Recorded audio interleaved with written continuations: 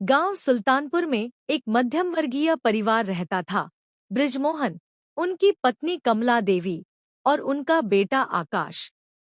आकाश की नई नई शादी हुई थी और उसकी पत्नी रीमा अब घर की बहू बनकर आई थी। कमला देवी बहुत पुराने ख्यालों की औरत थी।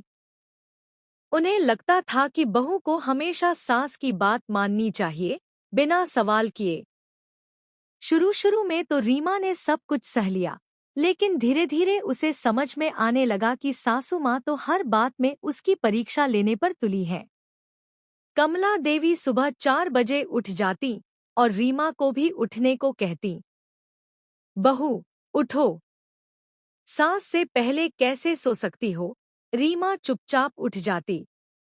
कभी कभी तो खाना बनाते समय कमला जानबूझकर नमक कम बता देती, फिर सबके सामने रीमा को डांट देती। एक दिन उन्होंने सबके सामने कहा, आज की बहुएं तो बस फोन पर लगी रहती हैं, काम से जी चुराती हैं। रीमा पढ़ी लिखी थी, शांत स्वभाव की, लेकिन समझदार और चालाक भी।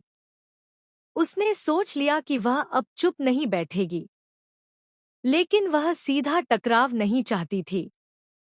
उसने एक योजना बनाई। अगले दिन रीमा ने कमला देवी से कहा, माँ जी, मैंने सोचा है कि मैं हर काम आपसे सीखना चाहती हूँ। आप जैसा अनुभव मेरे पास नहीं है, लेकिन मैं आपकी तरह बनना चाहती हूँ।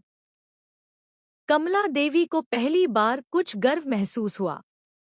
उन्होंने सोचा, चलो, बहू को कुछ तो समझ आया। रीमा ने चालाकी से हर चीज में सास की नकल करनी शुरू कर दी। अगर कमला चाय में चीनी नहीं डालती, तो रीमा भी नहीं डालती। अगर कमला खाना जलाती, तो रीमा भी वैसा ही करती। धीरे धीरे घर के और लोग भी यह सब देखने लगे। एक दिन बृजमोहन ने गुस्से में कहा, कमला, घर का क्या हाल बना दिया है? ना चाय ठीक, ना खाना। पहले रीमा अच्छा बनाती थी, अब क्या हो गया? रीमा ने धीरे से कहा, पिताजी, मैं तो माँ जी की शिष्या बनना चाहती हूँ, इसलिए हर काम उनकी तरह करती हूँ। कमला देवी शर्मिंदा हो गई। उन्हें समझ में आ गया कि बहू बिना कहे उन्हें आईना दिखा रही है। इसके बाद रीमा ने एक और कदम उठाया। उसने एक दिन कमला देवी को बुलाकर कहा, माँ जी, मैं चाहती हूँ कि हम दोनों मिलकर एक छोटा सा महिला समूह शुरू करें।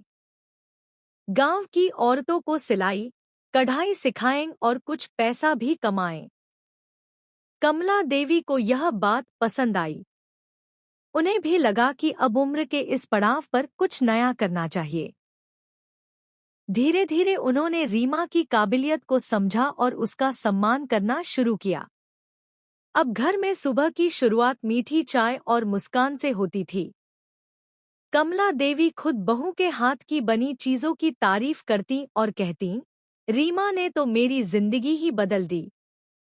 रीमा मुस्कराकर कहती, नहीं माँ जी, आपने ही मुझे सिखाया कि सही समय पर सही तरीका अपनाओ, बस मैं थोड़ा चालाक निकली। सीख। इस कहानी से हमें यह सीखने को मिलता है कि बुद्धिमानी और धैर्य से रिश्तों में बदलाव लाया जा सकता है। बहू अगर समझदार हो, तो सास को भी आईना दिखा सकती है, वो भी बिना झगड़े के, बस थोड़ी चालाकी से।